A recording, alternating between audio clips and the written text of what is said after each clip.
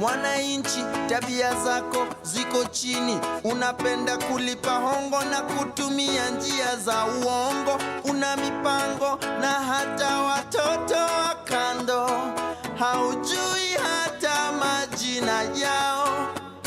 Kura yako uliuza maini figo, ukakulia hadi dini, kisha wasema tukuthamini, na wewe hapo hauaminiki, na wewe hapo haupangiki.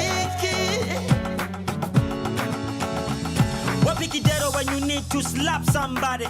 Complain ufisadi kwani ulidhani t-shirt 50 bob leso siku ya campaign ilikuwa free?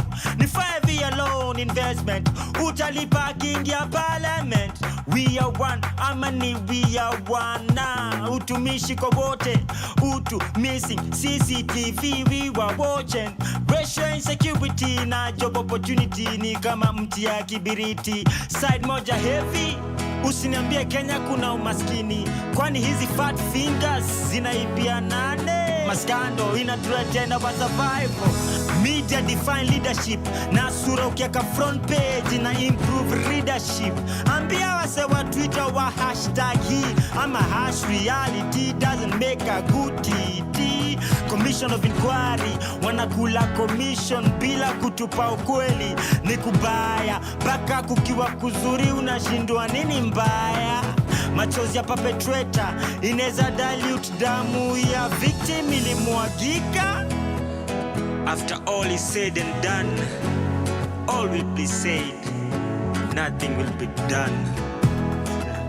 You're not my tribe, but you're my blood type.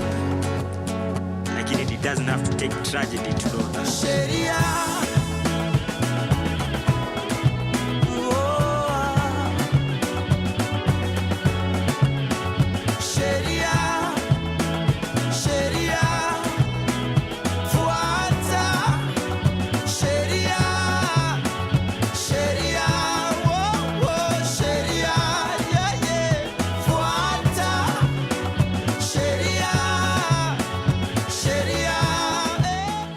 And of course, it's a very good Saturday afternoon.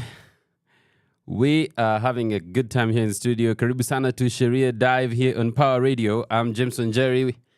On this show with you, as always, they always give me a spot next to the window, and it looks like a good sky. Of course, today we're having the funeral service for the CDF, the Chief of Defense Forces, General Francis Ogola, who passed away recently.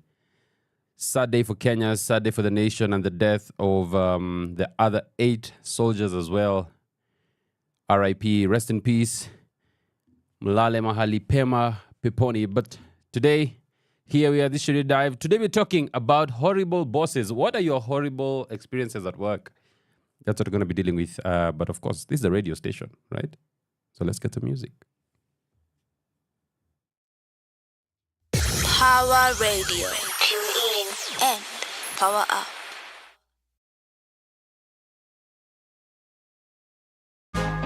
Yo, easy bado alaito wa form 4. Like a boss. Antaka this, antaka that, unasikia hu baby girl anataka tutukaf. Anapenda mukuchu, anapenda cash, na anapenda jugu seti kabla tuanze ku antaka this, antaka that, unasikia hu baby girl anataka tutukaf. Anapenda mukuchu, anapenda cash, na anapenda jugu seti kabla tuanze ku smash. Atika napenda mukuchu, sema cash. Mukuchu na mashash, kanapenda mukuchu na mabash. Akiona mukuchu ana blush, kanapenda mukuchu sema cash. Mukuchu na mashash, kanapenda mukuchu na mabash. Akiona mukuchu ana blush. Leo ni weekend na gala mekama, anadai ni mseti, anadai ni mkaf. Tuko area za mababi wala zime nice. Wapo ni wa sexy na wote wamevaa. Your body fine, your body good. Unafanya niwe blind everywhere in the hood. Ninapenda ukiwa, ninapenda ziki move. Your body fine. Leo niko busy, wapoa ni wawili. Mmoja ni stud, mwingine amedunga mini.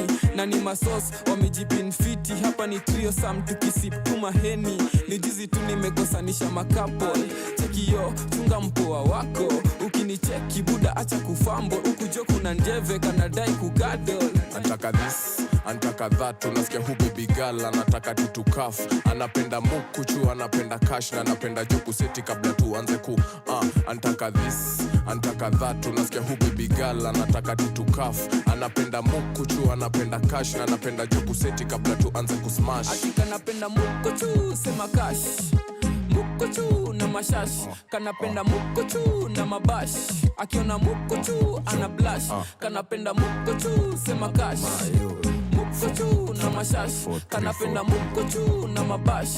Akiona mukuchu ana blush. Anapenda mukuchu, anapenda cash. Kama rada si ya pesa baby girl uweze mkache. Uweze mkosa bukla weekendi na hagal. So kiteka jo mabuda masponyo wako na guap. Awezi panda mati ni uba kama unadai ya kam. Na unasikia anatoka wapi, anatoka Kiliman. Kapenko ni mada na mapost pale gram. Na unasikia anataka nini, anataka titukaf. Awezi panda mati ni uba kama unadai ya kam. Na unasikia anatoka wapi, anatoka Kiliman. Kapenko ni mada na mapost pale gram. Na unasikia anataka nini, anataka titukaf. Antaka this, antaka that. Unasikia hu baby girl anataka titukaf. Anapenda mukuchu, anapenda cash na anapenda joku seti kabla tuanze kusmash. Atika napenda mukuchu, sema cash. Mukuchu na mashash. Kanapenda mukuchu na mabash. Akiona mukuchu ana blush. Kanapenda mukuchu, sema cash. Mukuchu na mashash. Kanapenda mukuchu na mabash. Akiona mukuchu ana blush. Dance ni deadly, deadly. Big beats, big beats, big beats, big beats. This is dance. Keep distance. This is dance. Keep distance. This is dance.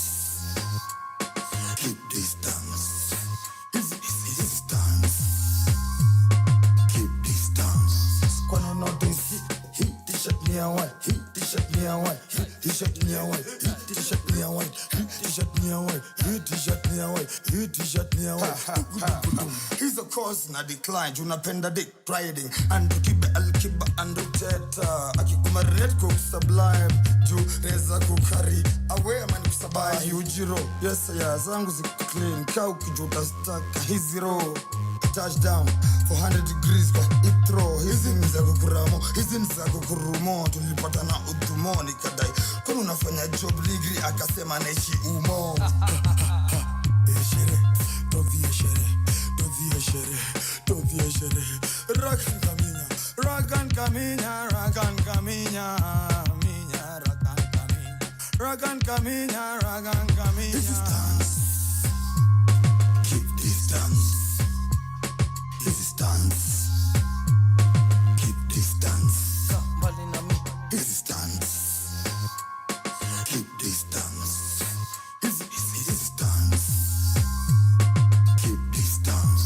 Kwano notice he t-shirt me away. He t-shirt me away. He t-shirt me away. He t-shirt me away. He t-shirt me away. He t-shirt me away. He t-shirt me away.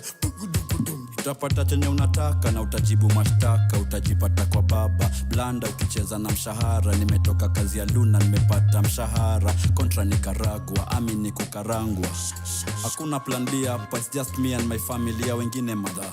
Kambali na trapa, ispesi na mata. Kubanja na mi unless ni Benjamin au Kapa. Antaka 16 rounds, anaitisha ka Glock. Watu wangu wa diaspora ni wa shifty ka clock. Sikuandika I love you ilikuwaga typo. Na balance kwa brow miguu tatu tripod. Hi njege ntaka bribe, ki mbege si cha mine. Hi denge ntaka pipe, hi nyege joy die. Zaki moto, zaki moto, zaki moto, zaki moto. This is dance. Keep distance. This is dance. Keep distance. This is dance. Keep distance. This is dance. Keep distance. Kwano notice he t-shirt me away. He t-shirt me away. He t-shirt me away. He t-shirt me away. He t-shirt me away. He t-shirt me away. He t-shirt me away. Kono moja mbele, ngine yende rembe. Pile up, yoni ganjerende. Zungusha kiuno alafu wacha iende. Zungusha uyo mblena alafu wacha aende. Vijana wanarada mtaa, tukakuja nao kwa show. Promoter na teta mbaya, ati kume chrome. Kukinyesha ni goda na kam, ndo maana vitu hugrow. Pesa ndo inafanya matamecha na toanga ball. Rapa kwa nani like, that's my son. That pussy ain't mine, it's just my tongue. They say they want me in Dubai, I just might come. I don't like the limelight, they say I'm like vampire. Mi huwaga kreki, mongo waga empty. Mi nasaka hesi, waga waniwezi. Wanalamba cretin, why you overtaking? Manyu wanacheki, pia munani keki. Wakitisha mechi, go bitch fetch it. Go bitch fetch it.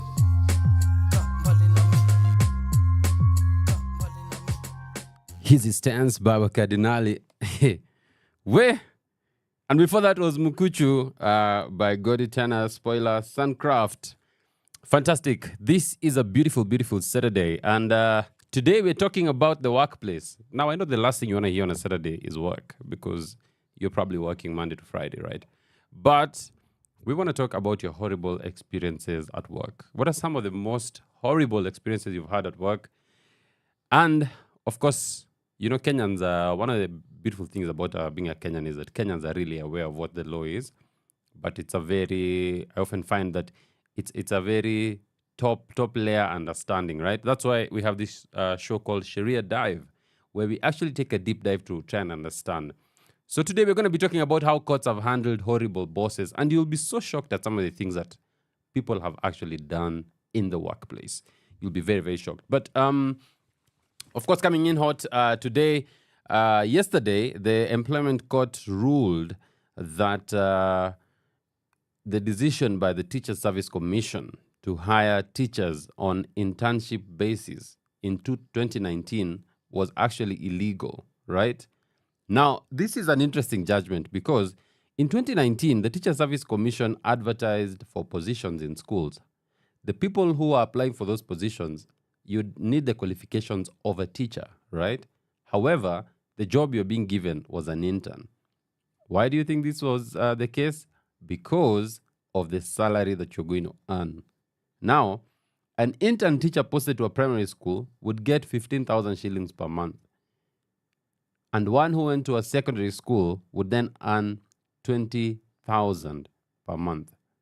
Now, these graduates, they would take home less than that amount after statutory deductions, including housing levy. Imagine 15K and then housing levy, shwa, pay, shwa, everything. So, primary school interns were taking like 13K a month. So this case went to court. And what the court has held is that the TSC first has no authority to hire interns. The TSC can only hire real teachers. So all those contracts for 50,000 teachers were declared illegal, null and void by the court. All right? Now, this, of course, is a win for the teachers because essentially what the government should have done is just hire them as teachers properly, even if it was on fixed-term contracts, right? By going the internship route, they were trying to pay less but to exploit them, right? Because you're offering the same service as the one you'd have offered had you been hired. And of course, this is a big problem in Kenya, where you always find people who want to try and cut corners. And that's why we have the law in this country. So today we are focusing on some of these decisions. And remember, you can reach out on us on the socials at Pawa Radio and just let us know what are some of the most horrible things that have happened in the workplace for you. That's what we're talking about today. But let's get some more music. This is Pawa Radio. Pawa Radio. Tune in and power up. Is where you spend most of your time, baby.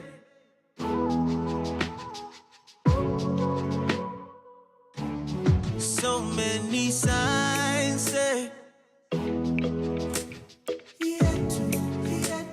yet to need perfect design, baby, yeah.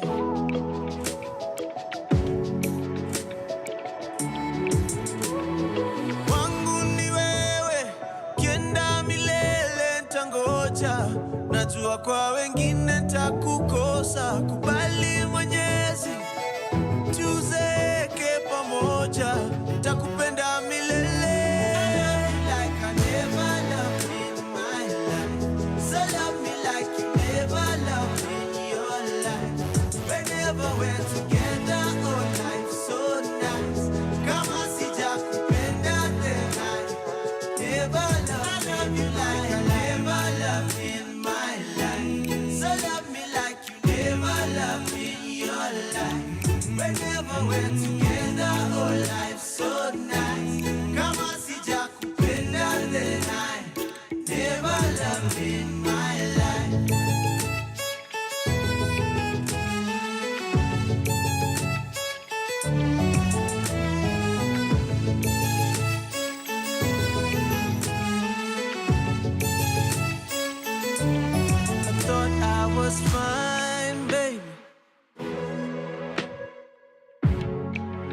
until love came and opened my eyes, baby, yeah.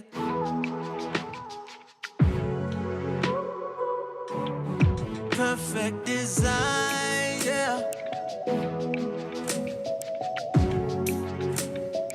You came to me right on time, baby, yeah. And you know you did, and you know you did. Wangu ni wewe, ukienda milele ntangoja. Najua kwa wengine ntakukosa, kubali Mwenyezi, tuzeke pamoja, nakupenda milele.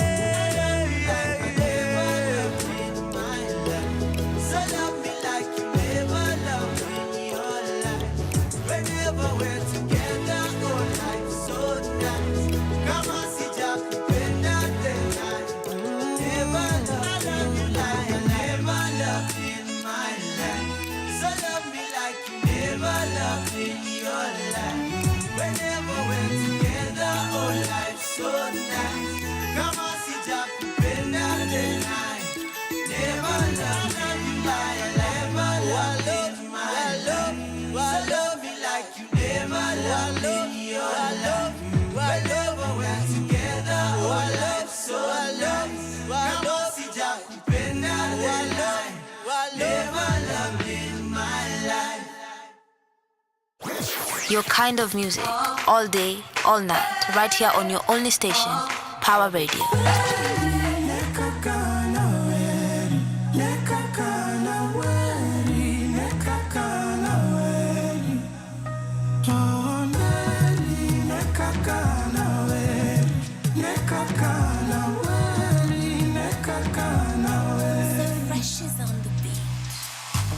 Another day, another crisis.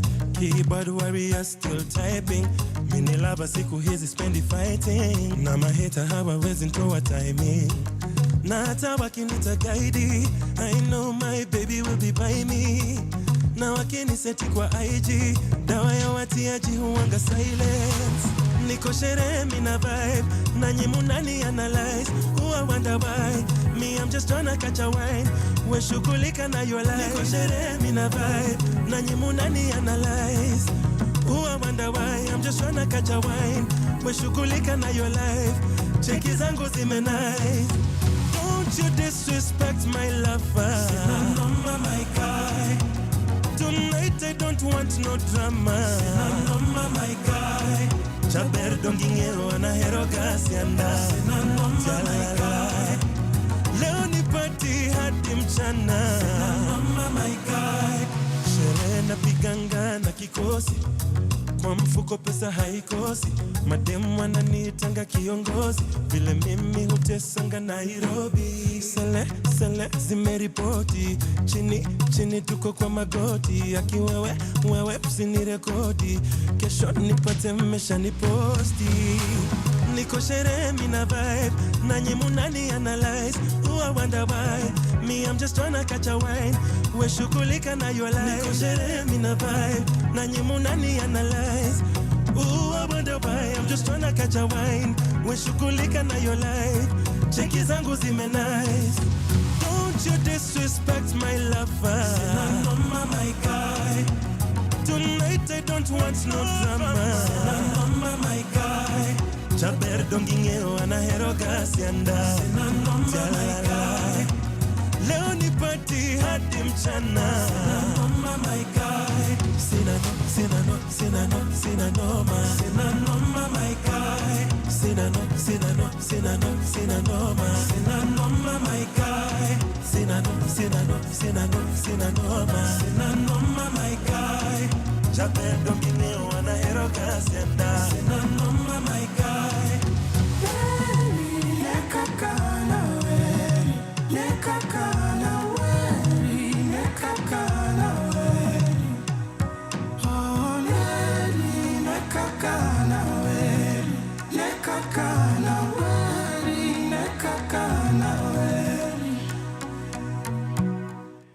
This is Pawa Radio, and this is Sheria Dive. With me, James WaNjeri. Today, we are talking about horrible bosses, discussing what your experiences are in the workplace, all right?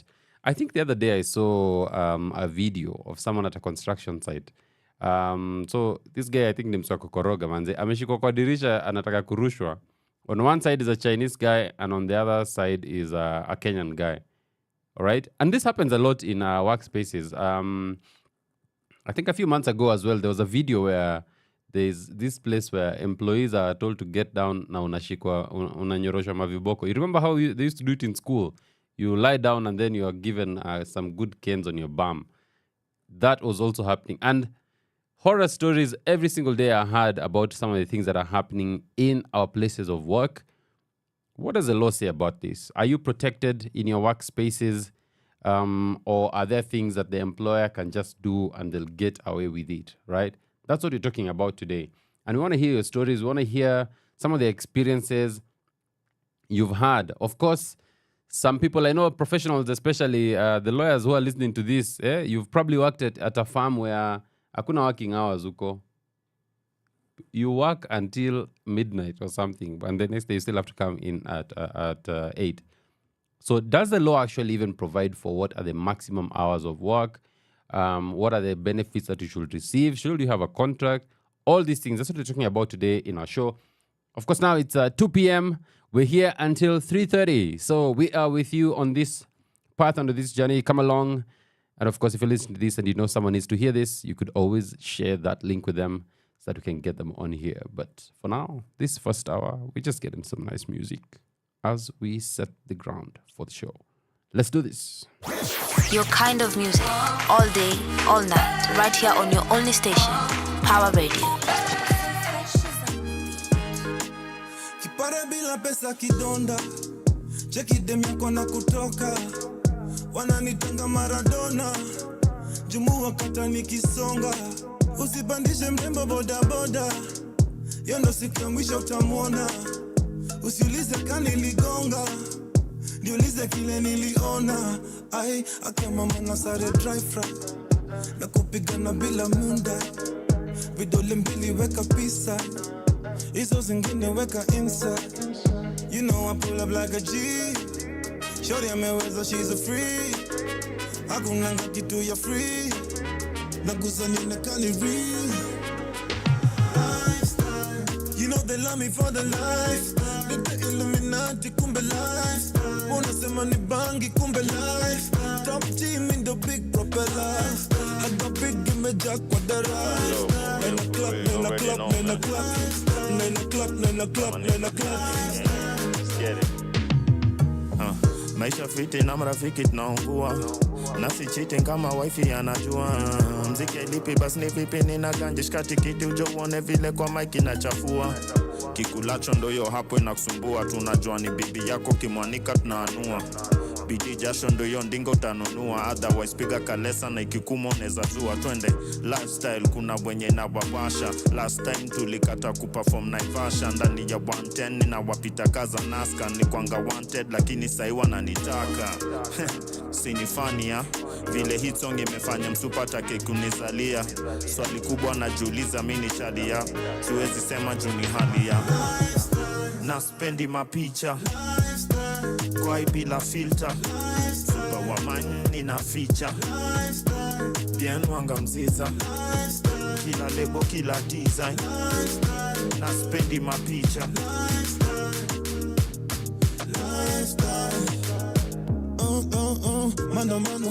Maandamano wamepandisha bei ya avocado, cheki kaiva finya ka piano, promoter pana leta zogo kabla shandi lipe full price. Hapa duniani niko na one life, zinga lazima kwanza baptize, kwa nyonginyo niko na half life. You know I pull up like a G, shorty ameweza, she's a free, hakunanga kitu ya free, nagusa nionekani real.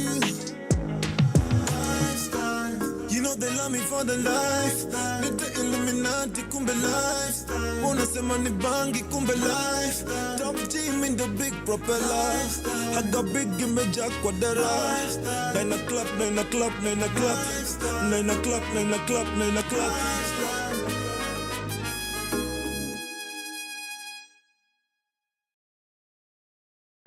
from sunrise to sunset, all day and night. Power Radio.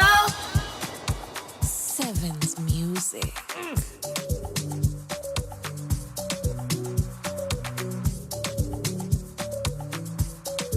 Alexis on the beat.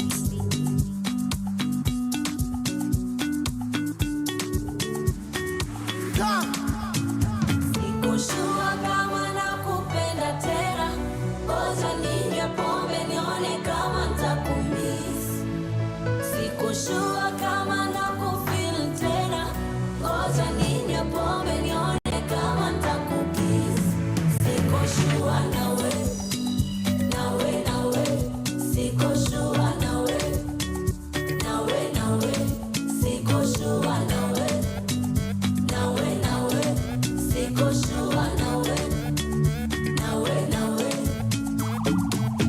Mahaba, mapenzi mbona sitaki, afadhali nimpende aloniza.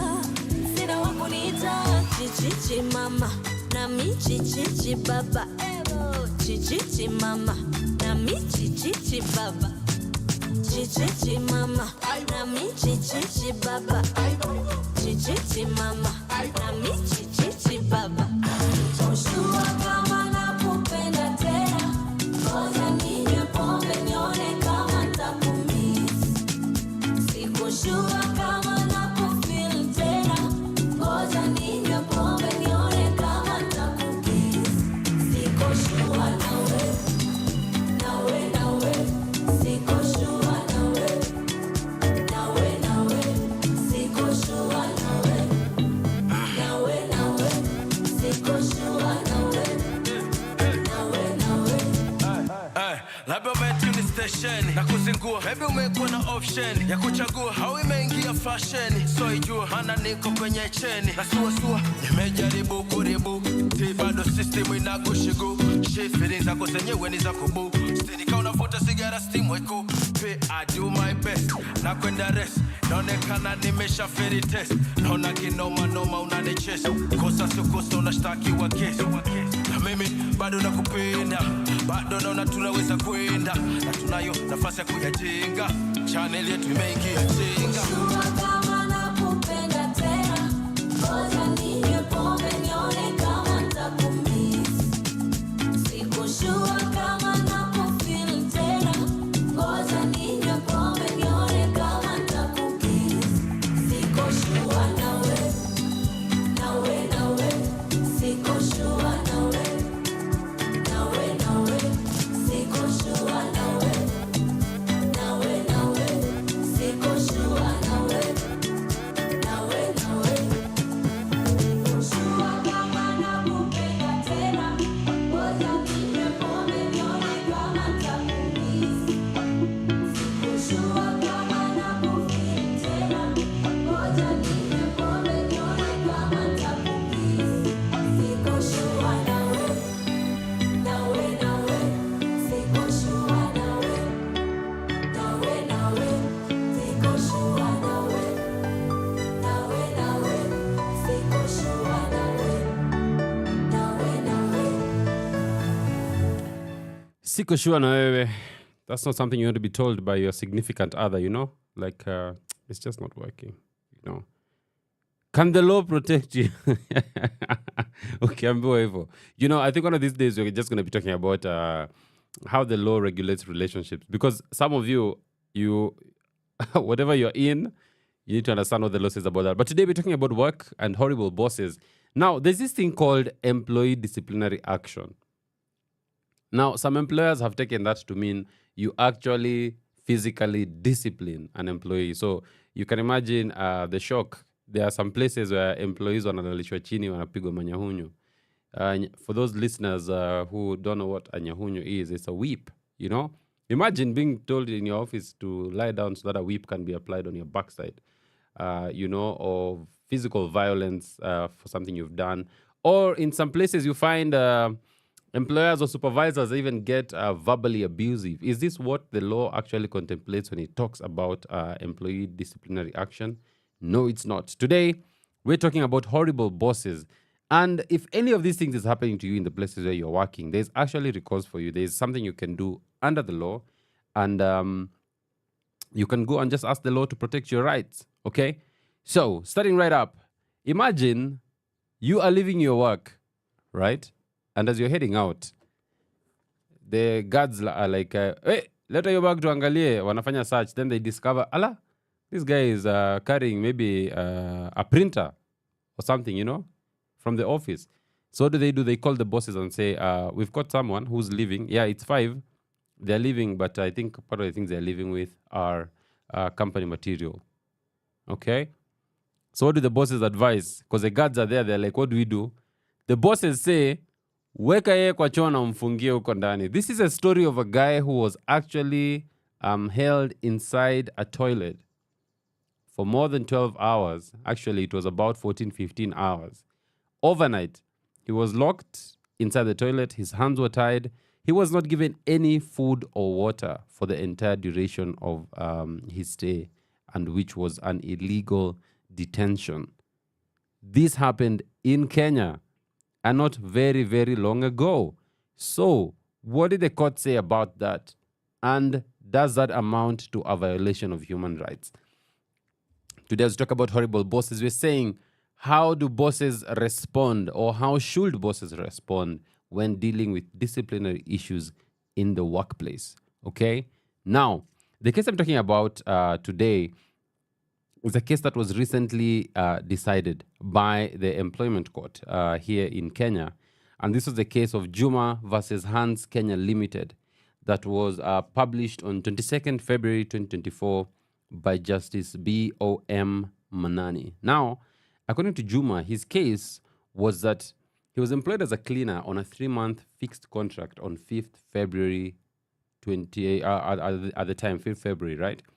On 3rd May, remember 5th February, 3 months, so that takes you to March, April, May. 3rd May was 2 days to the expiry of that contract. He was arrested while leaving duty in the evening. He was found in possession of his employer's property that he had concealed in a bag. Upon questioning, he failed to provide a satisfactory explanation, responding that a workmate had requested him to carry the goods for him to a location outside the working premises. Now, he said that he was not aware that the items did not belong to the workmate until he was confronted by the security guards. Now, he goes to court. And why does he go to court? Because of the things that happen next. Now, upon being informed of this incident, the manager then directs the security guards to detain him at the work premises until the following day. Now, the explanation given was that this decision was taken because the incident happened after 5 p.m. on the material day when management had already left the workplace. So as such, attending to the matter at that time was impossible for them. So the earliest it could have happened was on the next day, 4th May 2019, once management had resumed duty. Now, of course, the question was, why couldn't they surrender him to the police immediately at that day when they arrested him? The management said it was because the police were unable to come for him from the premises. According to Juma, the police asked that the police had asked that Juma be held at the workplace as they made arrangements to come and pick him up. All right? But also, surprisingly, the police told them, hiyo ni kitu mnaweza elewana mkiwa pamoja hapo. Sawa sawa, muongee na muelewane. We're looking at this case and some other cases that deal with horrible bosses and horrible workplaces. So what happened in this case? We'll be right back after we get some music. This is Power Radio. Power Radio. Tune in and power up.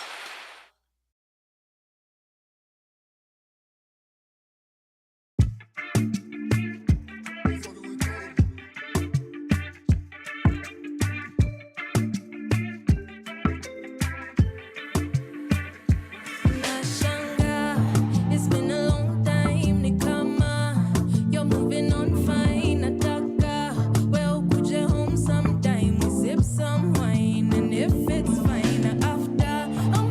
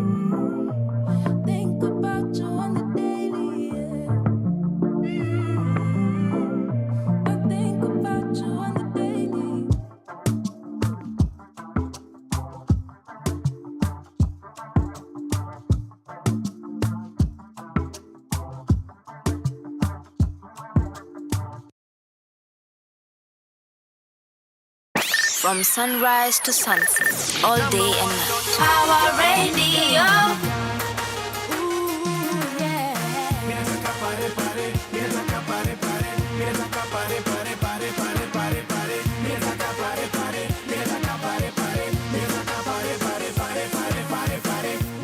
Jana usiku niliota ndoto Afrika nzima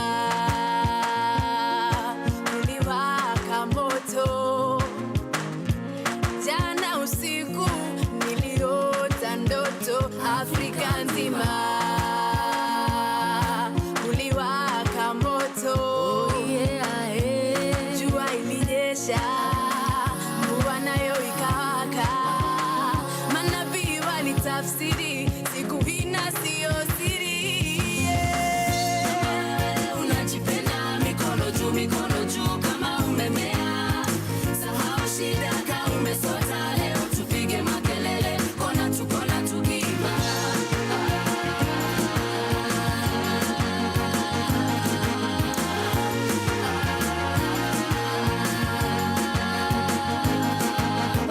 Nami napendwa na halaiki, wananipigia mtani. Haya, tumemea, hakuna fea na tunataka hewa. Ninapendwa na halaiki, wananipigia mtani. Haya, tumemea, hakuna fea na tunataka hewa. Unajipenda, mikono juu kama umemea. Sahau shida kama umesota, leo tupige makelele, kona tukimba.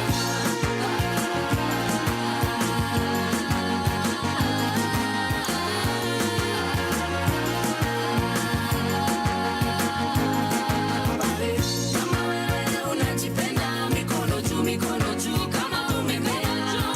Sahau shida kama umesota, leo tupige makelele, kona tukimba.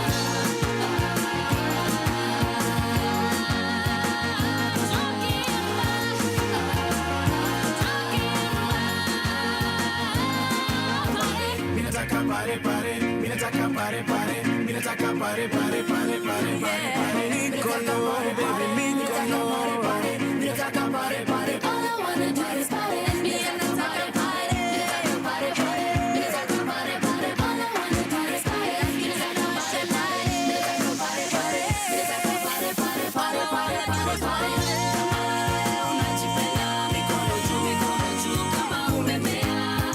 Sahau shida kama umesota, leo tupige makelele, kona tukimba.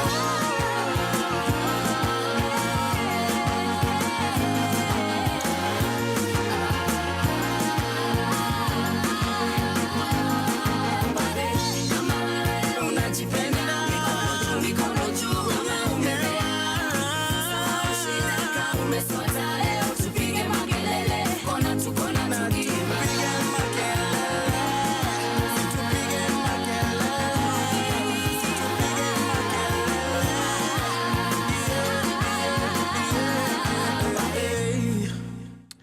That's Elani. And of course, the question, Flo's is asking me a question in studio. What happened to these guys? Now, I don't know if many of you know this, but I was in high school with Chwea, who's the dude in the Elani group. And both of us, of course, attended that school that all superstars come from, the Upper Hill School. You know what I'm saying? So anyway, Brayo, you guys need to do a comeback. Flozy in studio is just wondering what happened to you guys. So for the sake of Flozy, let's get this done. Now, today we're talking about horrible bosses and horrible treatment in the workplace. Today, our first case is a story of Juma. Juma was caught leaving the office with some items that belonged to his employer. So the guards arrested him, called the bosses and asked them, what do we do with this guy? They said, detain him. All right? When asked why they didn't take him to the police station, they stated that they had called the police and the police did not come. Okay? So the next question then was, if the police are not coming, and allegedly the police have also told you to mwelewane, so what happens to him? So according to Juma, he was detained in a toilet within the office premises without food until the following day. Now, on 4th May, which was the following day, the management took him to the offices and he was interrogated and forced to write a confession regarding the alleged theft. He stated that his employer subjected him to inhumane and degrading treatment by depriving him of his freedom and keeping him in a toilet overnight without food. And in any case, the employer had the option of surrendering him to the police instead of curtailing his freedom and treating him like it did. Of course, the court begins with Article 29 of Kenya's Constitution, which, if you look at it, it relates to the freedom and security of the person. And this includes your right as a person not to be deprived of freedom arbitrarily or without just cause. If today someone just took you and locked you up in a place somewhere and you can't leave, that's a violation of your rights under Article 29 of the Constitution, right? But it also means that a person cannot be detained without trial, except during a state of emergency, okay? Sometimes governments declare state of emergency. The last one in Kenya, I think, was in 1952. We haven't had a state of emergency since then. Perhaps 82, I'm not sure, during the coup. But yes, subjecting a person to torture or any treatment or punishment that is cruel, inhuman, and degrading is a violation of their rights under Article 29 of the Constitution. So, we have an employer here who has decided, you know what? We're going to hold you here. We're going to hold you in a toilet. We're not going to give you any food. You're going to tie your hands. You're not leaving this place. Okay? Now, the court's first point of concern was, why didn't the employer just report him to the police? And if there's an employer listening to this, or maybe you manager or you handle some of these employment issues, if someone is caught stealing, the best thing to do is to take that person to the police, because the police have the jurisdiction to determine all cases of theft, right? So the question asked, why didn't you go to the police? And the court found that, number one, no evidence of a report being made with the police was presented. Second, it could not also understand how the employer expected the police to come and pick up the employee. As in, it's just ridiculous, because we all know you go to the station does not come to you, right? This is Kenya. So why didn't they go to the station? And the court found that the duty to report a matter to the police station lies with the employer. So employers listening to this, you have a duty to report a matter to the police station. Surprisingly, the police station was 10 minutes away from the premises. On the following day, they also did not report the matter to the police. Instead, they released the employee from his illegal detention after they allegedly resolved the matter among themselves. Now, part of the argument was that he agreed to be detained at the premises. Of course, he denied. Of course, Juma denied this. And he says that the manager gave the guards instructions for his detention, and the court found that he was held against his will. Now, the court in this case held that the employer has no power to detain an employee because he had allegedly stolen. That power only resides with the police, and what the employer should have done was to report to the police for further processing. It was an illegal detention that was a violation of constitutional rights. Now, as we talk about treatment, what treatment should he have received, right? The court found that Juma was treated in a degrading and inhumane manner. He was locked in a toilet overnight, denied food. No evidence was given that he had been put somewhere else and not the toilet. No evidence that he had been given food was presented. The court found that those actions of holding him in a toilet without food subjected him to cruel, inhumane, and degrading treatment. And at the end of it, Juma won the case, and the court, finding that his constitutional rights were violated, awarded him the sum of 1,500,000 shillings as compensation. This is just the first of many stories we're going to be dealing with in this show as we talk about horrible bosses. And remember, the question we're asking is, what are some of the worst treatment that you have received or experienced or seen being dished out in the workplace in the name of employee discipline or in the way that management treats employees?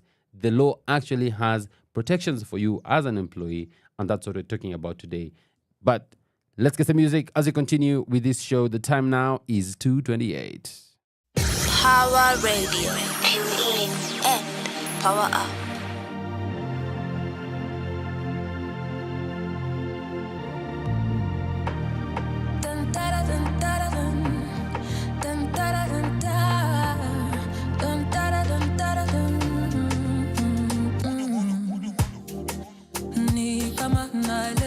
Lakini sielewi, dunia nzima uliona mimi wa mshenzi, na hii tabia sijaiona na watu wengi, na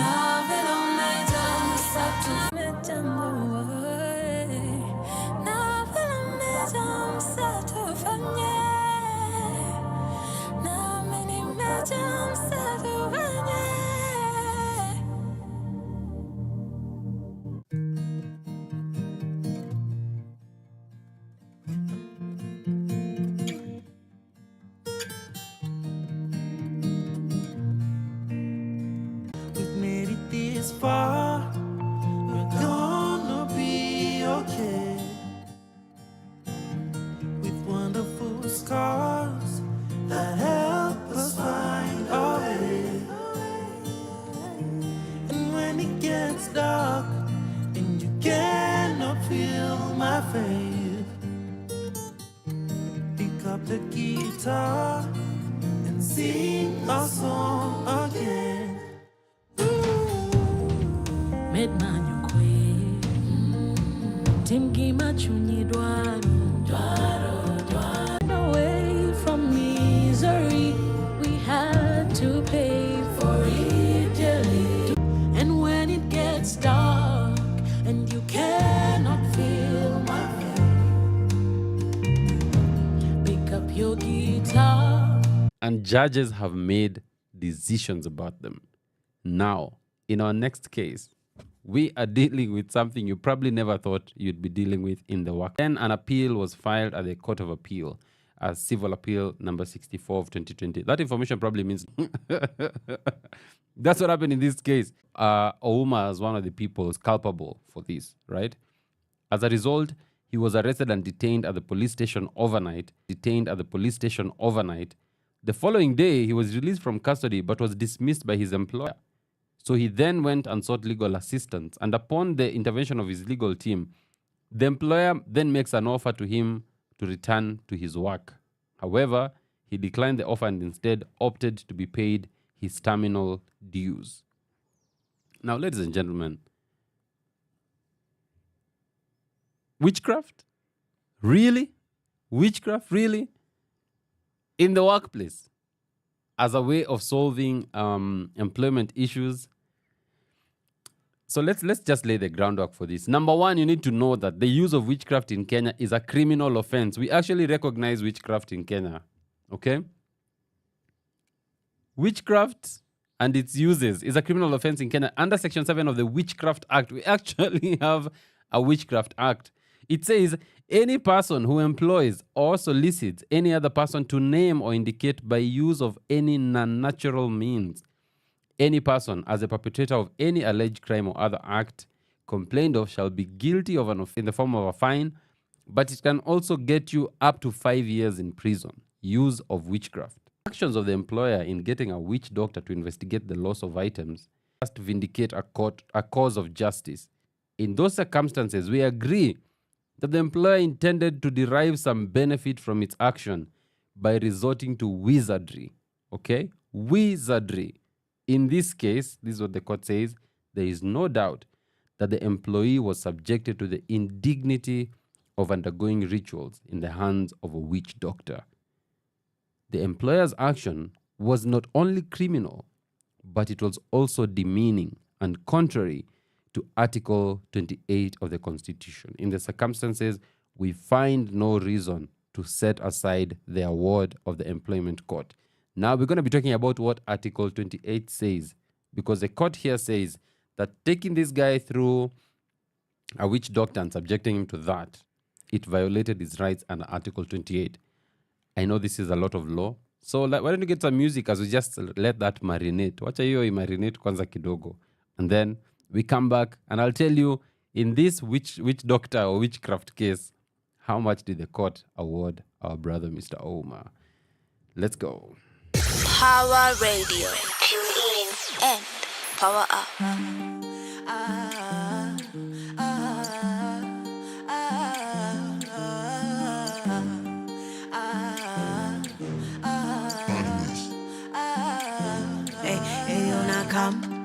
Niko na visa, niko kwa simu na nasikia bashi meshika. Je, kuna madem, kuna maniga, maodine wamekuja kuchachisha.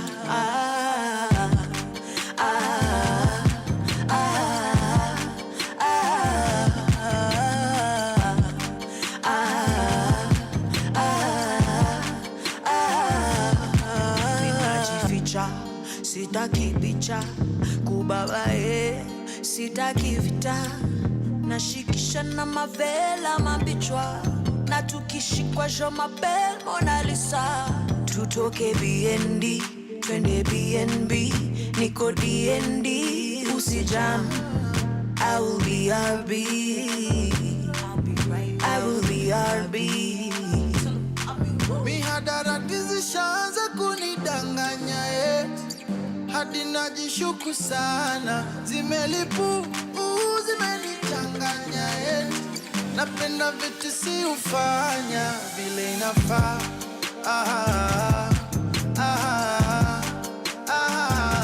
Erobog na matin.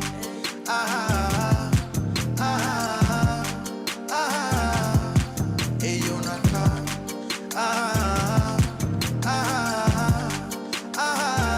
Erobog na matin.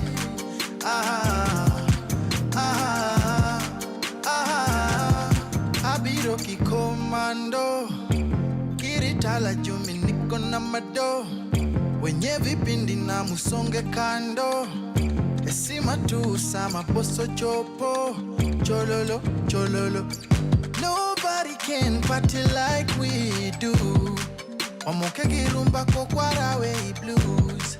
Kinena kalingi kipani ya sim. Meditation nyaka bed ni soya design bololo. Anebo bololo. So please no. Okadwa jo machendo oh bololo. Anebo bololo. So please no. Okadwa jo machendo oh. Mihadarati zishaanza kunidanganya hadi najishuku sana. Zimelipu zimenichanganya napenda vitu si ufanya. Mihadarati zishaanza kunidanganya hadi najishuku sana. Zimelipu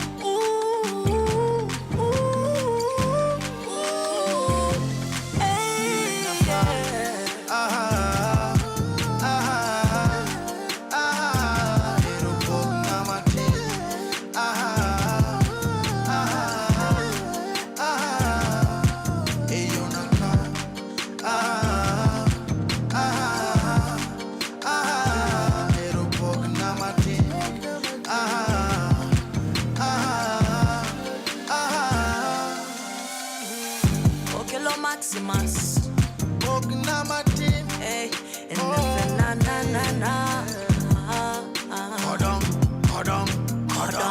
yeah Hodong DNB Nico DND Mutoto ya Pamela. I'll be right back. Tell him I'll be woo. Power Radio. Tune in and power up.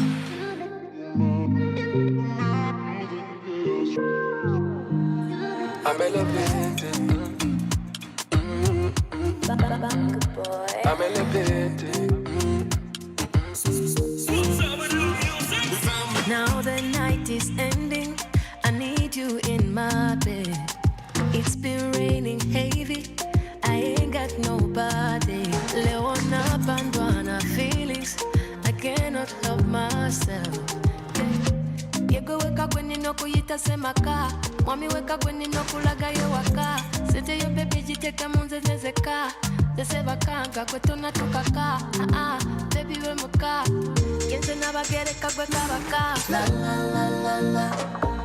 Lullabies and sex. To the east and west. You give me the best. Walla walla walla. Walla walla le. To the east and west. Baby, you're the best. I'm elevated. I'm elevated. More than ever, I've been waiting on security. The humidity is different. I told everybody to leave. I want you hot on. In the chiradore, hari vindi bigu tejerezo all night long. The rhythm is eloquent, and a body like you means a change of song. So focus on the baseline, focus on the way that the tune that you're down real slow. Light up a little bit, focus on the way how you're loving on me so bad. Why you messing my mental? We can keep it all ghetto. I can put you on a level, be your angel and your devil, yeah. Slippery and gentle, on a yacht private, oh. Just plug in my cable, treat me special, pack a kesho, yeah. La la la la la. Lullabies and sex. To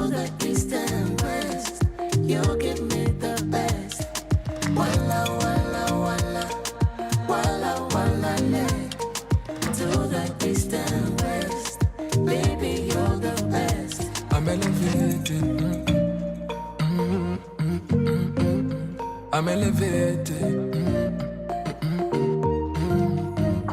I'm elevated. I'm elevated.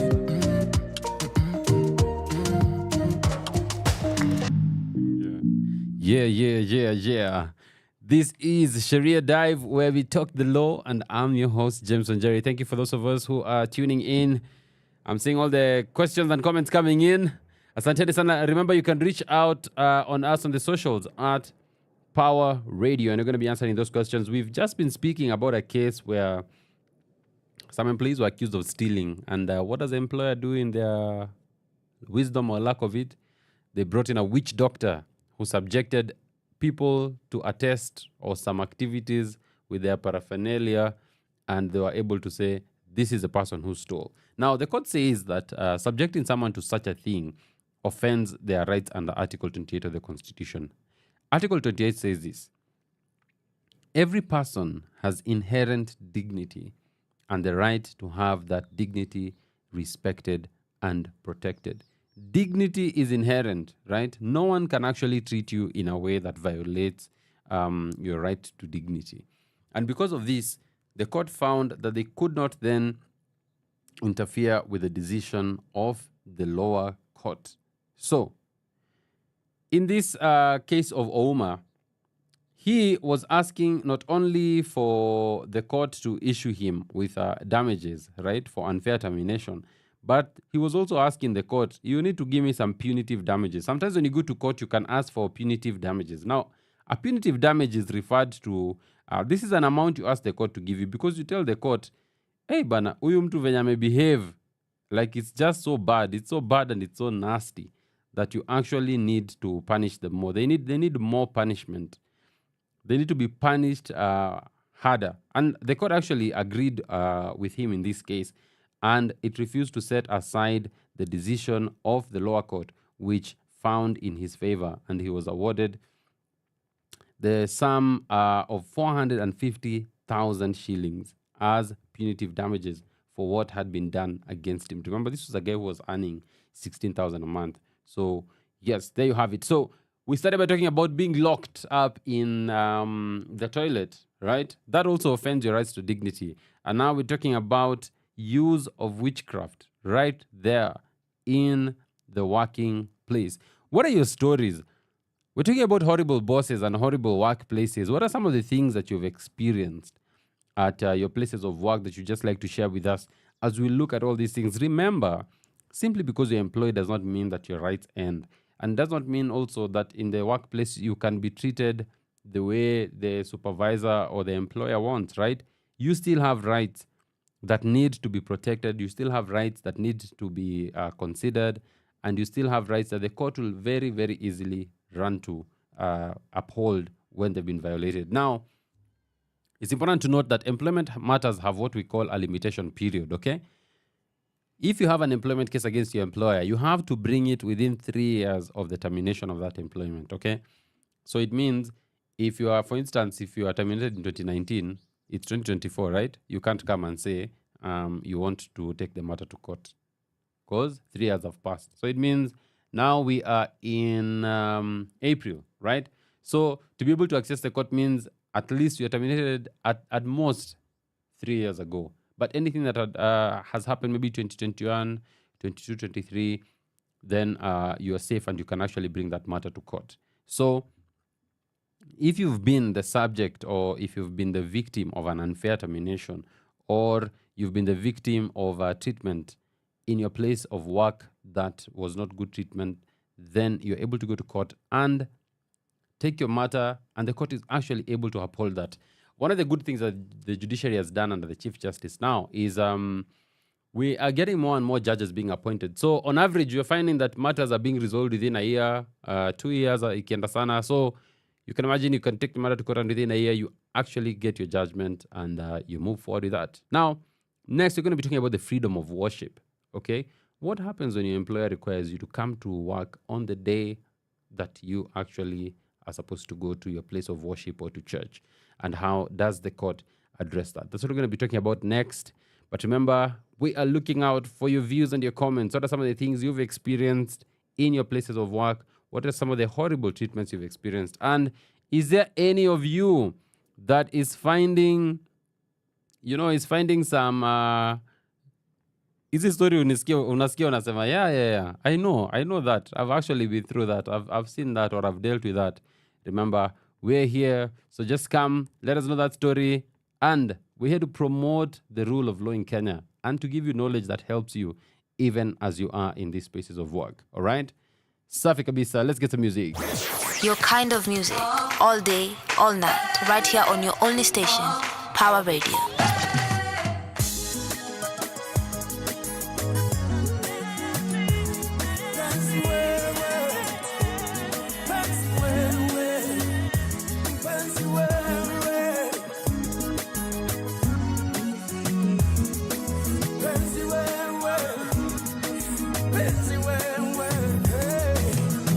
Vipi mimi taweza kuishi bila wewe, ukinia tukienda zako penzi wewe.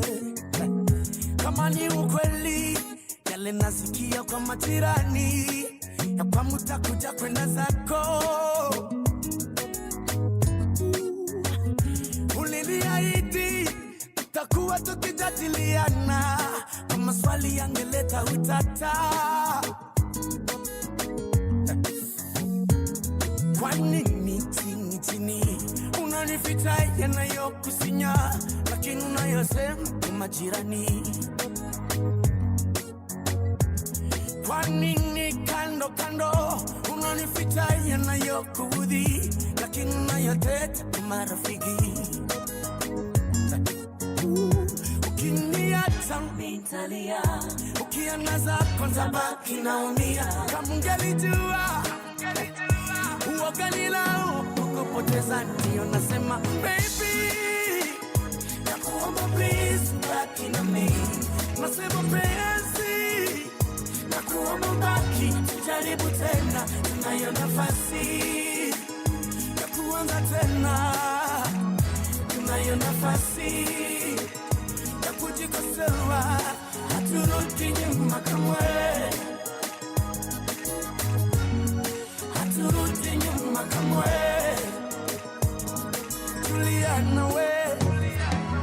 Watu wanasema kama karibuni wewe unaoa tena, na kwamba nianze kujipanga.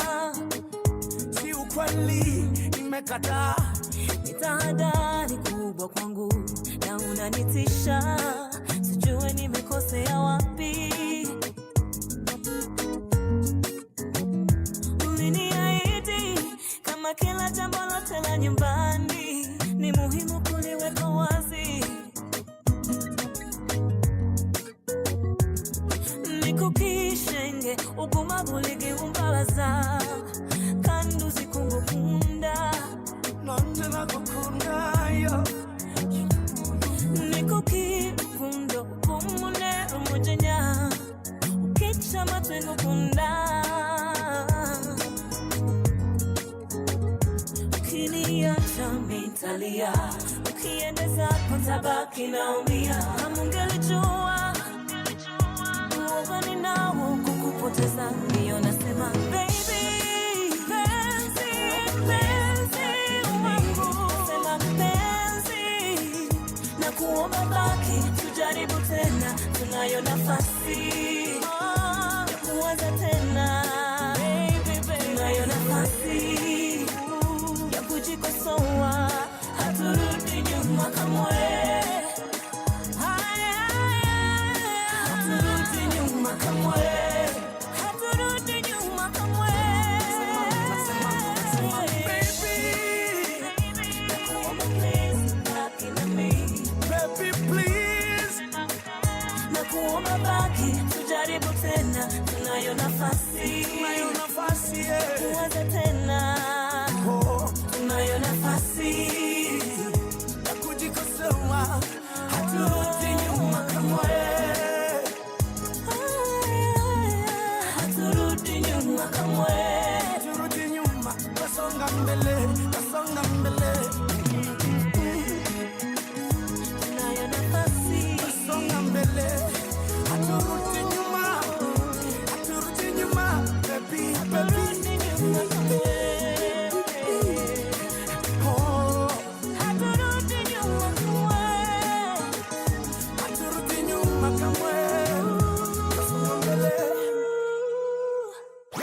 Your kind of music, all day, all night, right here on your only station, Power Radio.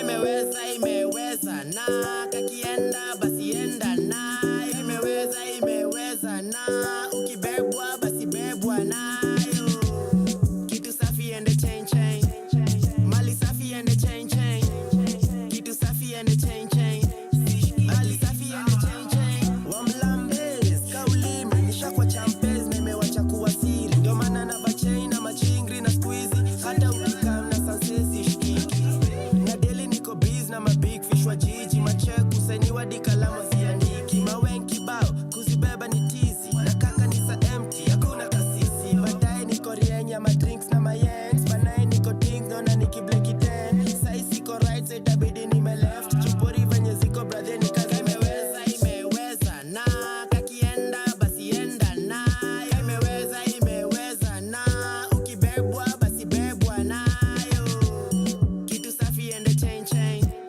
mali safi and chain chain kitu safi and chain chain mali safi and chain chain mina machampes tuna pop ma champagne hadi mama ploti ana call ma sanse aki dani ni magat shot za bunde nani squeeze tumekafunga tukatupaki ndio maana miudunga kamsumari na kitu imebaki ni kumea tu kitambi jundani ya wolenje nina kambi ya ganji na squeeze sina rende nina ganya wafuasi imeweza na kakienda basi enda na imeweza na ukibebwa basi bebwa nayo kitu safi and chain chain mali safi and chain chain kitu safi and chain chain mali safi and chain chain mini kama dread after nywele shaggy baby better and improve making power moves daily squeeze siwezi lose chance niko rada deadly na kama movie ya romance siwezi kosa pepe perienga then icheze kami na kamna my yanks na my drinks acha bashi bank speaker ya matri wakiteta kiako they wambie call police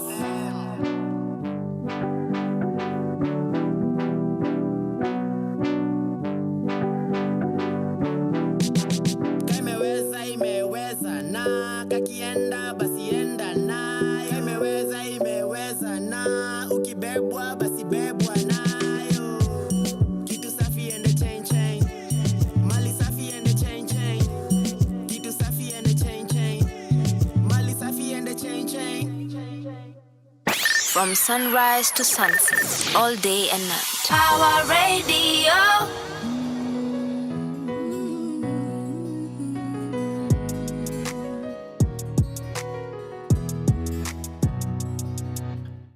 Some days you feel like the world is on fire.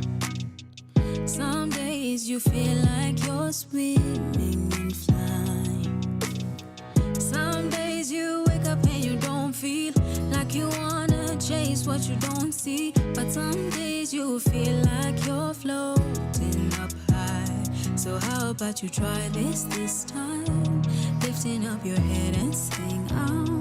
What more than I see, there's more inside of me. Just lift up your voice and say, nitajaribu tena kesho, nitaamka upya na nisonge, hata wakipenda kunivunja, mambo yakizidi unga, sitashindwa kujivuta. Kesho naamka upya, kesho naamka upya.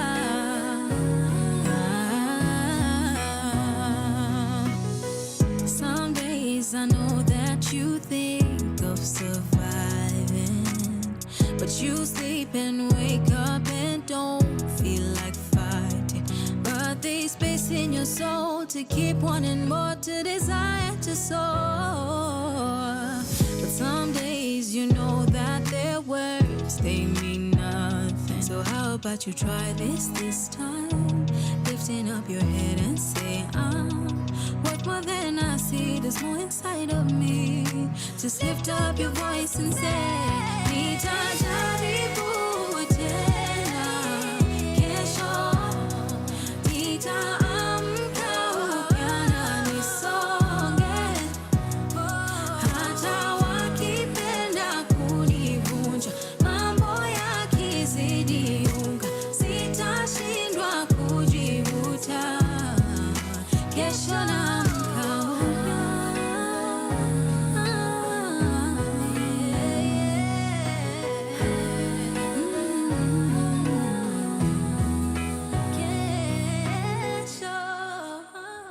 That's Kesho by Bridget Blue, one of the artists I've actually discovered as we've been doing this radio thing. And Bridget Blue out there, big up. Great job you're doing. Now, today we're talking about employment law and how the law regulates the employment relationship. We've spoken about illegal detention, and we found that the court has actually held that this is against the law. We've also looked at a case of using witchcraft to settle employment disputes. Now we're talking about the freedom of worship, right? One of the things the Constitution guarantees everyone is the freedom to actually enjoy your worship in Kenya. That the right to worship is highly, highly, highly protected. And any attempt to deny someone an opportunity to have their worship or to take certain action against them on the basis of their choice of worship have been found to be illegal.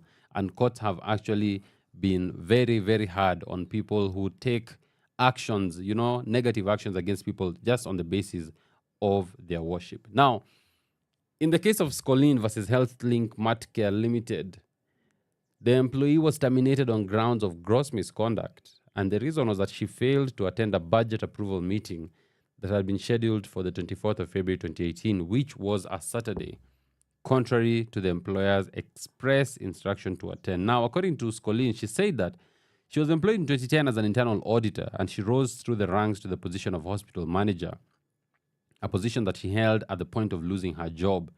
Now, she was a practicing Seventh-day Adventist, SDA, and this was a fact that was well known to her employer. Of course, as you know, SDAs consider Saturday to be their day of worship, and they do not work on this day. So she asked her employer to excuse her from work on Saturdays and indicated her availability to work on Sundays instead, since the institution worked for 7 days a week. The employer asked her to work on the first Saturday of the month and commit the remaining Saturdays to her worship. And this was an agreement they got into in 2016. Now, in February 2018, the company had a budget approval meeting where the budget for the branch failed to pass. The branch was then asked to make a necessary adjustment and present the revised budget on 24th February, which was a Saturday. Scolin stated that she retreated with her team and revised the budget statement, and she instructed one of her team members to present it on her behalf at the meeting on Saturday. She ensured that the budget document was appropriately revised along the lines that had been proposed by the Budget Approval Committee, and all that remained was presentation of the final script on that day, which was 24th February 2018. Now, beyond this, she also wrote an email to management, and she asked to be excused from the meeting of 24th February since it coincided with her worship day and she had scheduled church activities on the same day. She also sent a text message to a member of the management on the same matter. She claimed that her request to be excused from the meeting was declined. Now, this refusal, of course, put her in the unfortunate position where she had to choose between her religion and work. She chose to respect the day of worship and failed to turn up for the meeting.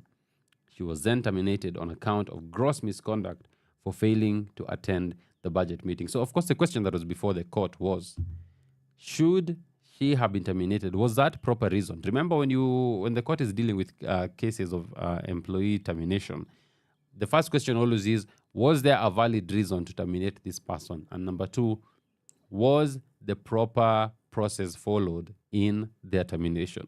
When we come back, we're going to be talking about what the employer had to say as their own defense. We looked at Scolin's case. What did the employer say? And then finally, we're going to be looking at what the court actually said in that matter. Let's get some music. Let's go. Power Radio. Tune in and power up.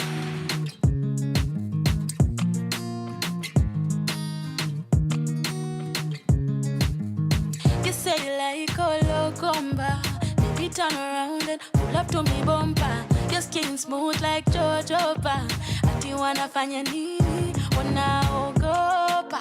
Dark skin and nachota. Melanin all over. Nobody can boga. Well, they tried sometime back in November. They really didn't think I would remember. Sahi, my confidence in me rise. I never used to be like this before. I used to be so damn insecure. I took kuwa dark skin Milana. Haters waweke lawama. Nothing ever sweet like coco. Get on the dance floor, make them loco. You say you like Ologomba, baby turn around and pull up to me bumper. Your skin smooth like jojoba.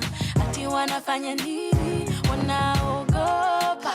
Dark skin na Georgia, melanin na lova. Nobody can boka. You say you like Ologomba, baby turn around and pull up to me bumper. Your skin smooth like jojoba. Ati wanafanya nini, wanaogopa. Dark skin na Georgia, melanin na lova. Nobody can boka. Yeah. You don't know how I like your confidence. The way you walk, how you talk, it's evident. Black is the beauty, so more for them. You are a star. Brown skin, una kill. Oh, show them who you are. You are a star. Brown skin, una kill. Oh, show them who you are. You like a loco. Like a loco, you like that toto. Like that toto star. You like a loco. Like a loco, you like that toto. Like that toto star. You like a loco. Like a loco, you like that toto. Like that toto star. You like a loco. Like a loco, you like that toto. Like that toto star. Your kind of music, all day, all night, right here on your only station, Power Radio. Music, yeah. And I boy. She said she want this, she said she want that. Told her give me love, she said baby stop that. She said she gotta go, told her baby come back. Give me that thing where you gave me last night. She said she want this, she said she want that. Told her give me love, she said baby stop that. She said she gotta go, told her baby come back. Give me that thing where you gave me last night. You're my African girl, I wanna beat on the African drums on you. I'm your African guy, I can shoot all these pieces to spy on you. You're my African girl, let me beat on these African drums on you. I'm your African guy, need to kill how my fissy who spy on you. Cause baby girl, you're my formula, a formula. Basile on a formula, formula. Baby girl, you're my formula, a formula. Basile on a formula, a formula.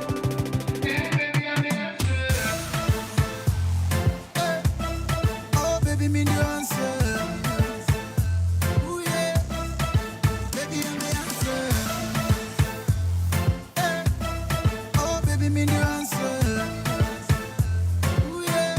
Hey. I'm the answer. Where you wind your waist, baby, turn around, let me see your face. No, when you say my name, and I boy make me lose my brain. You know you take me higher. We only pajoto, fire. I'ma sing for you, choir. You are my one and desire. You're my African girl, I wanna beat on the African drums on you. I'm your African guy, I can shoot all these pieces to spy on you. You're my African girl, let me beat on these African drums on you. I'm your African guy, need to kill how my fissy who spy on you. Cause baby girl, you're my formula, a formula. Basile on the formula, formula. Baby girl, you're my formula, a formula. Basile on the formula, a formula.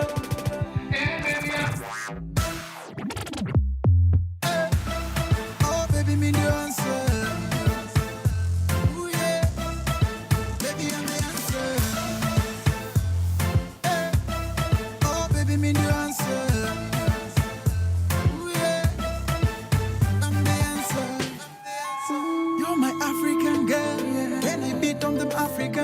hands on you. I'm your African guy. Nita shoot, I'm a fisi who spy on you.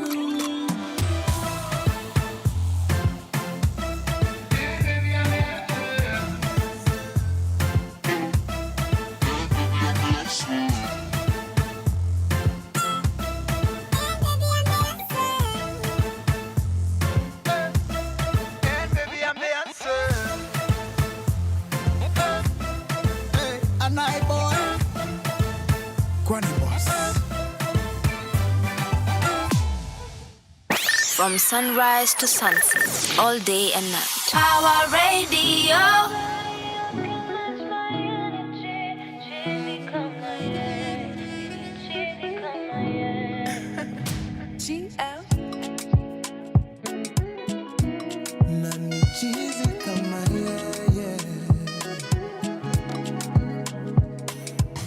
I've been faded, I've been naked, in different places, many faces, X-rated, I've been patient, I've been waiting. No other one that's come around can do the things you do. Bookie come around, we smoke a lot, Canadian pot, G's and bomb, catch a wine, dance along, bounce along, baby, bounce along. Wine and dine, made your mind, it's a clear sign that no other one that's come around can do the things you do. Nobody else can match my energy. Cheesy come my yeah. Cheesy come my yeah. We up all night and still we try to be busy on the AM. Cheesy come my yeah.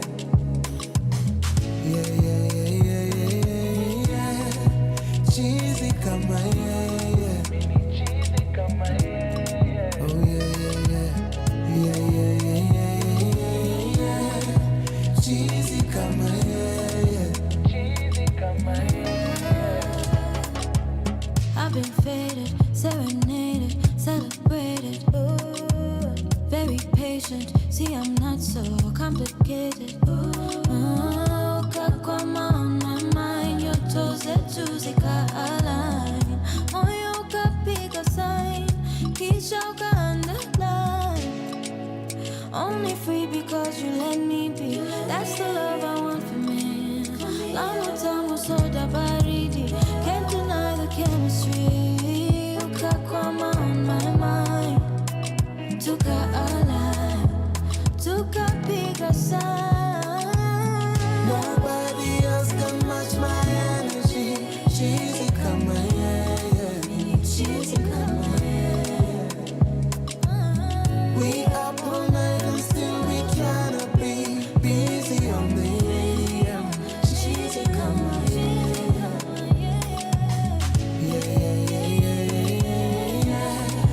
Cheesy come my yeah. Cheesy come my yeah.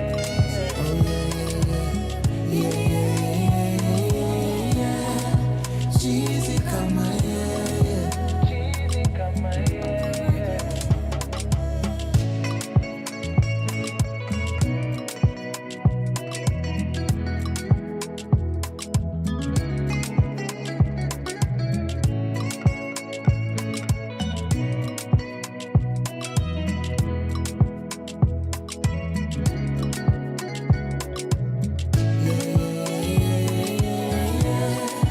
Cheesy come my yeah. Come my yeah. Oh yeah. Cheesy come my yeah. Cheesy come my yeah. That is Cheesy by Bensol and the soulful Xenia Manasseh. So if you have never listened to Xenia Manasseh, you need to do that. She just has amazing songs and she has an amazing voice. This is Power Radio. We're here in Sheria Dive. My God, we're almost done with this show. We only have a few minutes to go. We've been talking about the case of a lady by the name of Scolleen. Scolleen was fired from her place of work because she refused to turn up for a meeting on a Saturday, which was her day of worship, right? The employer knew that she doesn't work on Saturdays because she goes to church on Saturdays. And so when she was told to come in for a meeting, she said, I have to excuse myself because that's my day of worship. The employer said, you know what? We don't care. You better be here. She didn't turn up. She went to church. And she was fired. Now, the employer, when put on their defense, they said that the fact that she was an SDA, and in fact, they acknowledged that she was indeed an SDA, and in fact, they had put in place a schedule which allowed her time off a few Saturdays every month to enable her to attend to her worship. However, the employer was like, the right to worship is not absolute. It has to be practiced reasonably to accommodate other needs whenever they arise. That was the argument. In this case, for them, the budget-making process was a critical activity that happened once a year, and since she was a branch manager, she was required to attend the meeting. It was not open to her to delegate such a critical function to another team member. Additionally, the employer stated that the reason the budget activity was pushed to that date was because of the failure of Scolin to present an acceptable budget in the first instance. This failure resulted in the matter being revisited severally. Furthermore, she was present when the date of 24th February was proposed. She did not object or propose an alternative date. In any case, the deadline date for the budget process was 28th February 2018. On the email and text by her, the employer said that the Scolin did not seek permission to be absent from the meeting. All that she did was send an email indicating that she would not be able to attend the session. The email was not a request for permission, but a mere statement about her intended absence. The employer, their position was that the decision to terminate her was not due to her religious beliefs, but her failure to carry out her work instructions and to deliver on her mandate as an employee. The court began by looking at Article 32 of the Constitution, which says, under Article 32(4), a person shall not be compelled to act or engage in any act that is contrary to the person's belief or religion. Now, of course, the court recognized that this right is not absolute and sometimes it may be limited. However, that limitation can only be imposed in a manner that is contemplated under the law, right? Now, under Article 24 of the Constitution, no right in the Bill of Rights can be limited except by law. Even then, the limitation must be reasonable and it must be a limitation that can be justified, all right? The court rejected the argument by the employer and found that the employer was always aware Scolin was an SDA. It had asked her to report to work on the first Saturday as a compromise. Therefore, when they set the meeting for 24th February, which was a Saturday, this was the last Saturday, they were fully aware of the fact that this was her day of worship protected under the Constitution. It was then absurd to expect her to seek permission to be excused from the meeting when the arrangement they had already provided for her, when they already had an arrangement that had provided for her to be absent on that day. All right? Now, on the claim that as a manager she should have been the one to present the budget, the court recognized that budget making for an institution, while critical and it requires close supervision by the team leaders, it cannot be a rigid process, okay? The employer failed to produce any evidence to support the position on the budget presentation procedure. There was no evidence that there was, for instance, a regulation that said only Scolin as a manager has to come and present it, okay? In the end, this is what the court says. The insistence by the committee that only the claimant and nobody else presents the budget statement at the session, even when it was clear that this would infringe on the employee's freedom of religion, is disturbing. The Constitution and Article 32(4) forbids anyone from forcing another to act in a manner that is contrary to his religious beliefs. To require her to work on Saturday, despite the fact that SDAs recognize this as a day of worship, was in contravention of the Constitution. The employer had a duty to respect and uphold the employee's right to worship. And the court found that they did not have a proper reason to terminate her from employment, right? This is what the court says. Importantly, the Constitution obligates the employer to respect and uphold the employee's freedom of religion. A duty bearer, okay, in this case the employer, cannot be said to have established a valid reason to terminate an employee's contract of service if all that is shown is an attempt to impede the employee's enjoyment of a constitutional right, okay? You cannot say that I have a reason to terminate this person, and yet the actions show that you are trying to deny them their rights under the Constitution, okay? it is clear to me that the employer has failed to establish that it had a valid reason to terminate the employee's contract of service. She was awarded 12 months' salary for unfair termination, and the court disagreed with the decision to terminate her simply because she did not turn up to work on her day of worship. Today, we're talking about horrible bosses and some of the horrible things that happen in the workplace. But do you know the beauty of it is this? We have a country where the rule of law is a real thing. And in Kenya, we follow laws and we take a lot of pride in our constitution. So remember, if any of these things happens to you, there is protection for you under the constitution. We're almost coming to the end of the show. Let's get one song, then we come back. We wrap it up. I'm looking out. It's sunny. It looks nice. Get that sundress. Get those shorts. Walk outside. Get that t-shirt. Of course, just carry a sweater for later. You never know. But it's a beautiful, beautiful afternoon. And I hope wherever you are, you're having a good time. Let's get some music. And then when we come back, we're going to end this show. Power Radio. Tune in and power up.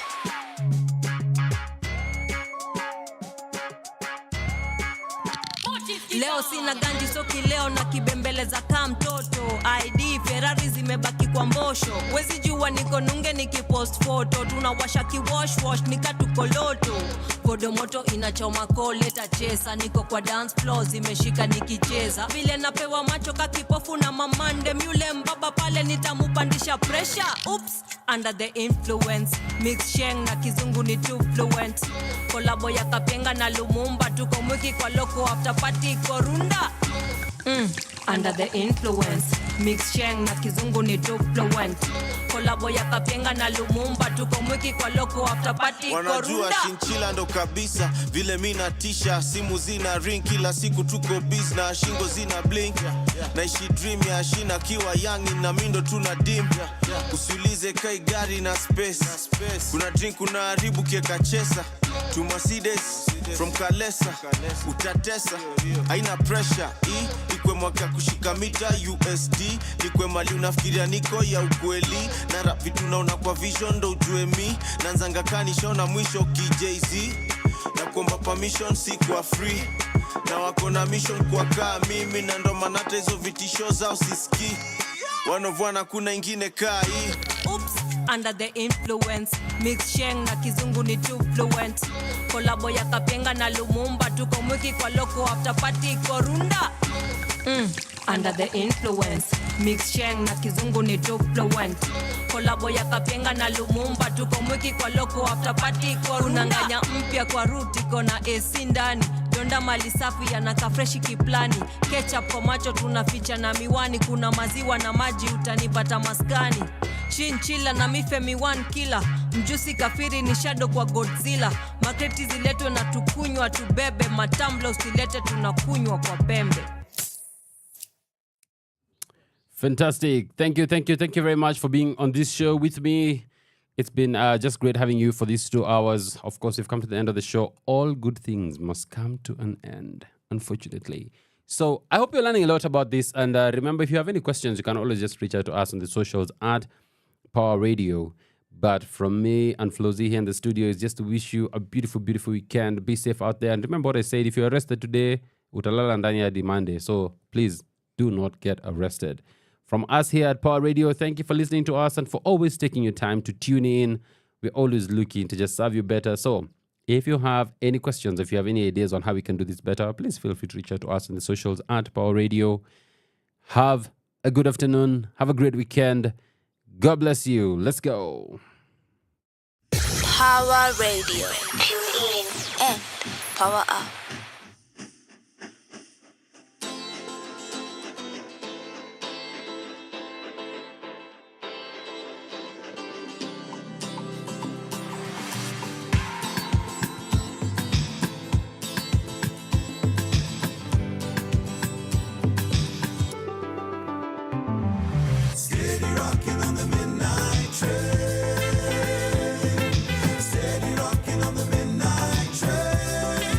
Oh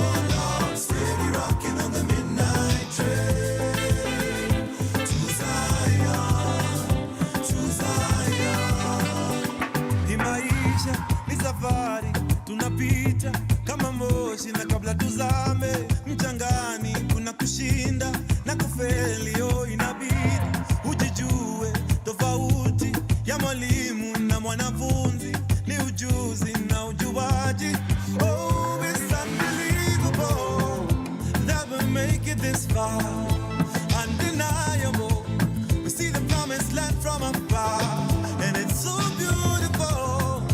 No, they can't touch the fire, and you know it's not in vain. Steady tripping through the pain. Oh, man. Steady rocking on the midnight train. Steady rocking on the midnight train. Oh Lord, oh Lord, steady rocking on the midnight train. Steady rocking on the midnight train. On the midnight train. Siku zazidi badilika, mengi yazidi kunipita jama. Oh no, maji yalipozidi unga, hawakudhani tutafika. It's unbelievable that we made it this far. Undeniable to see the promised land from afar. So beautiful, they gon' know who we are. They keep on walking in the rain. Kuna blessings in the pain. Whoa. Steady rocking on the midnight train. Steady, ready, ready, ready. Steady rocking on the midnight train. Oh Lord, steady rocking on the midnight train. To Zion, to Zion, to Zion. It's on our road to Zion. Nothing will ever deny us. Whatever it takes, keep on rocking. Whatever it takes, keep on moving. To Zion, to Zion, to Zion. Yeah, yeah, yeah, yeah, yeah, yeah. Rocking on the midnight train. Steady rocking on the midnight train. Oh Lord, steady rocking on the midnight train. To Zion, to Zion, to Zion, to Zion. Steady rocking on the midnight train. Steady rocking on the midnight train. Steady rocking on the midnight train. Oh Lord, steady rocking on the midnight train. To Zion, to Zion. Your kind of music, all day, all night, right here on your only station.